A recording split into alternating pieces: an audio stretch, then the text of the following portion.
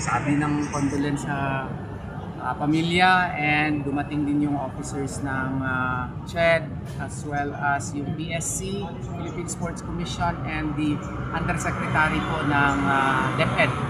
And nagpaabot din sila ng kanilang suporta na pinansyal, pero hindi pa nadala, pero I think tomorrow ipadala. And I think tomorrow night, the cadaver will be transported to Davao, and then we proceed to Agusan del Sur in Talacogon para doon po ipagpatuloy po yung services po sa Namatay. Attorney, may nakausap na po kayo sa mga officials ng Ateneo de Manila?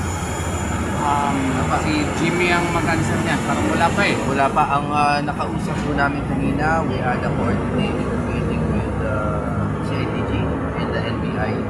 I think they are conducting a parallel investigation. So may kakaiba sila ng parang investigahan. So we do hope for a smooth investigation kasi ang mahirap kuminsan kapag parallel, minsan iba yung final. So we're hoping they are able to coordinate well.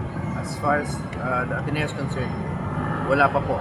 Except I was able to talk to an old friend, sila Coach Sandy. But none yet from the others. When po expected ilabas yung autopsy report? Meron na po ba sila binibigay na possible date? Wala pa. No?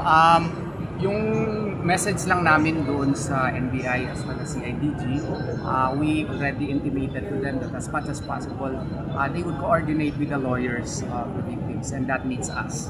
And we would like to inform you that we will be writing a formal letter to the Department of Justice requesting for the issuance of an ILDO.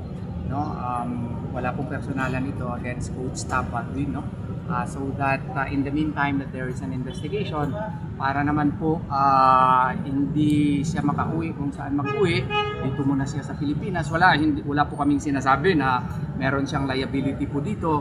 Para lamang po magtuloy-tuloy po yung investigasyon, magre-request kami sa Department of Justice na may immigration lookout bulletin order muna sa kanya. Yun po ang ipapadala namin yan ngayong gabi or tomorrow morning, and I hope and pray that the DOJ will act on it, no, through the Bureau of Immigration.